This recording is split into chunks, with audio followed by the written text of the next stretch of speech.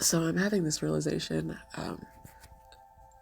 Realization may not be the word, but just this peeling back another layer of the understanding to this lesson, this particular lesson, and realizing that in the past and previous relationships, how I feel like I've always been a mirror for other people, and people have been a mirror for me. Either way, I've just felt like it's always this reflective aspect in all my relationships, and how in the past, like, they say you attract what you are, where you're at, and how that's exactly what I was attracting. The things that I was willing to do, the levels that I was willing to go to, the things that I, was willing to sacrifice or not sacrifice, is usually what the people around me were. They say you're who you associate with close. Like, your 5 closest associates are like representations of what you are. And in the past, I was not the most honorable person. I was lying and stealing and selfish and reactive and a lot of things that I'm not proud of, but that I have healed and grown out of and from, and why these relationships didn't work out. And I'm seeing it now, how in so many times where I was at certain places and I was not the best person. I was not living an honorable life. I was making excuses for myself. I was victimizing myself. I was reactive. I was, passive aggressive, manipulative, lying. I was a lot of things. I think we all display these traits at certain times, or have in the past. And how when I started to heal and grow and really look at myself, because honestly, like, seeing those things, like, the quickest way to be called out on your own shit is to see someone else doing the same fucking thing. And then if you're able to recognize that as like, shit, that's what I'm doing, it's easy to be like, okay, it's easier, rather. It makes it easier, for me at least, to see it for what it is. And it really holds up a mirror, like, do I like this aspect or do I not? And in the past, I started to heal and grow from some things. And in that healing and that growth, or that pursuit, that willingness to change, to be better, to move away from something that I used to be, it triggered a healing in the other person. But in that healing and that triggering, it was usually, like, it caused arguments, and it caused resentments, and things, from the outside looking in, start to go downhill. Being in a place where you're ready to start looking at your shadows, and you're ready to start taking accountability for not being your best self, essentially, is what it is. And if someone else is not ready to do that, it does trigger that within them. And that's not always pleasant for people. It's not pleasant, that I've discovered for myself. Usually it's just how I've chosen to deal with it has progressed over the years. But first I want to say that, like, there's no shame. Like, I feel like this is why it's become easier for me to heal and grow from, like, all of these heartbreaks, all of these perceived heartbreaks, all of these perceived negative situations in past relationships, because I was once that person. If I'm going to look at what anybody else has done, I can surely think back to a time when I was doing the same. And I would want the same compassion extended to me in my healing and growth, because some of us get it faster than others, and that's okay. Some of us don't want to ever face those parts of ourselves, and if that's what our soul's journey is going to be in this lifetime, then that's what it is. Now, we can choose to move on from those connections, but it doesn't mean that these people are necessarily bad people. They're just either willing or not willing to face something that is extremely difficult to face. And so, in those relationships, when I have decided to, like I said, start taking a hard and honest look at myself, it often was the case where my partner was not in a space where they were ready to do the same at that time. And that did cause issues between us, and how that's okay. And it's really amazing how when you're in a space where the universe has blessed you with someone, a relationship, a dynamic that is healthy, how that same thing can be applied, that same mirror can be shown, but it's when you're in a certain level of awareness with yourself, you're automatically going to handle things differently. You know, when you're able to recognize the things within yourself that are shadows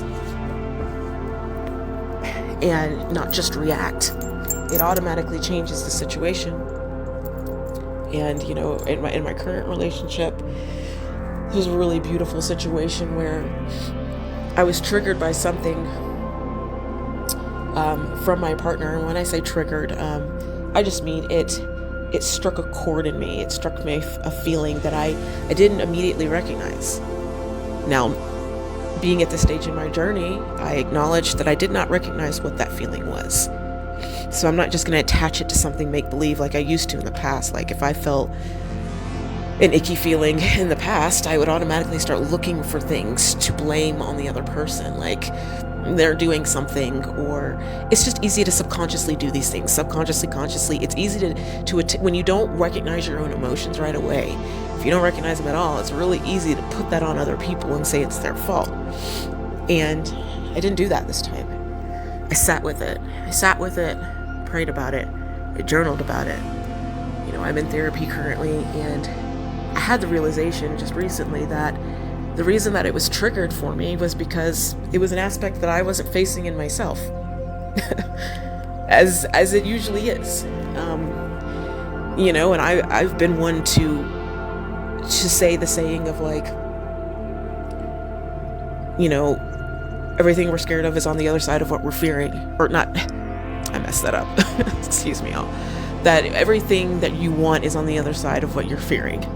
That, you know, your fears are an excellent indicator of an area of growth, an area of healing, and an aspect of you that is just begging to have that acknowledgement.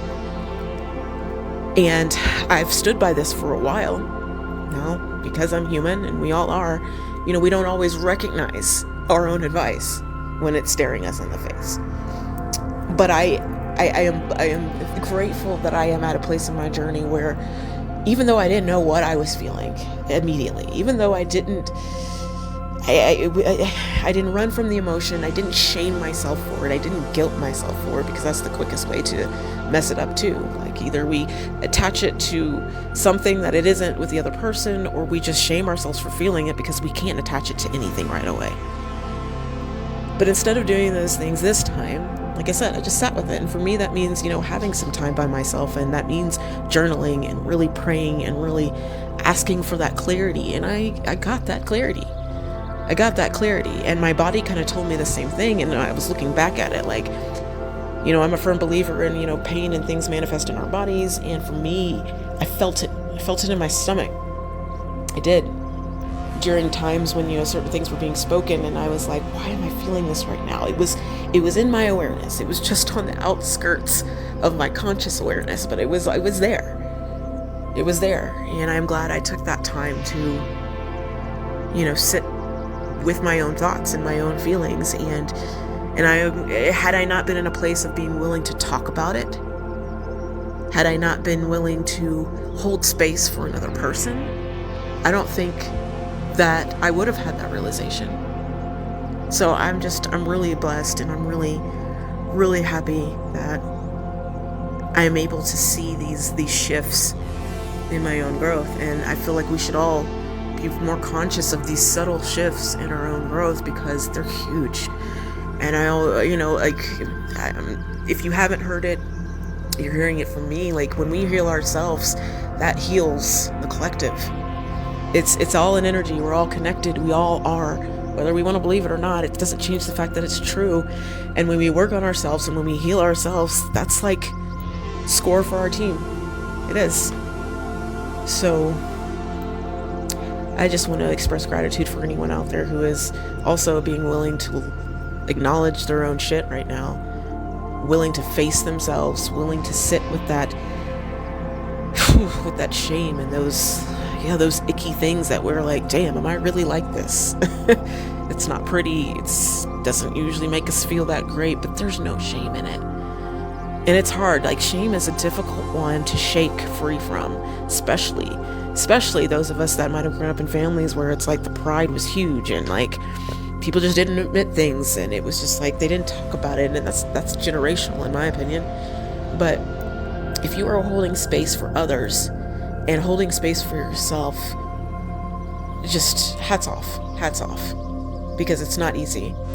And I believe that it does get easier, but oftentimes it's not easy in the moment.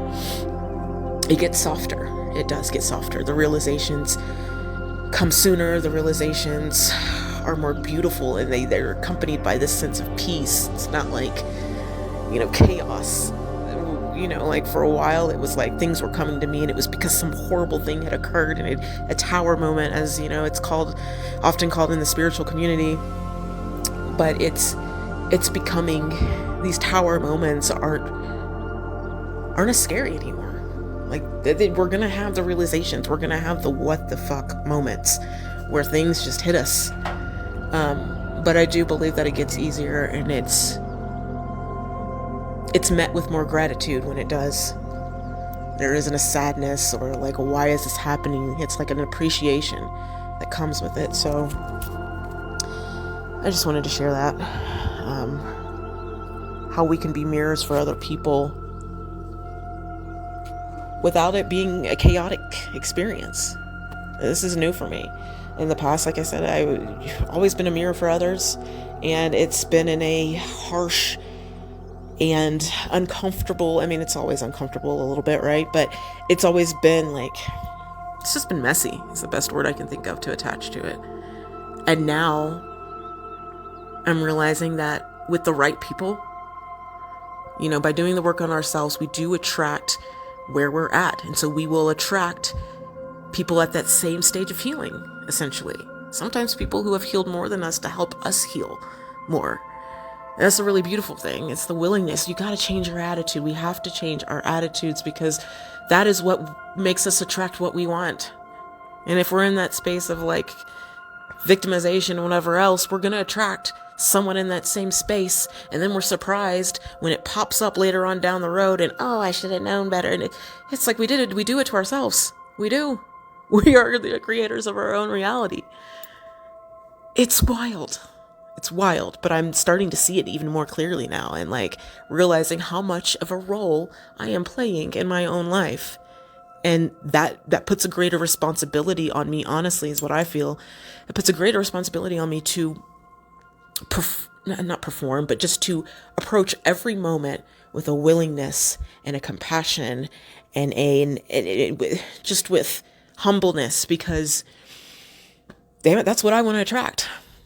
It is. I'm tired of, the past was messy. The past was messy and painful, and even with the lessons that came with it that I'm extremely grateful for, that's not the shit I want to go through again. Now, I'm always going to go through something where I'm learning a lesson, but I don't want to go through it in the ways that I used to. And I don't believe that I ever will again. So yeah, I'm going to leave it at that. It's just a really beautiful revelation that I've had recently. Peace out.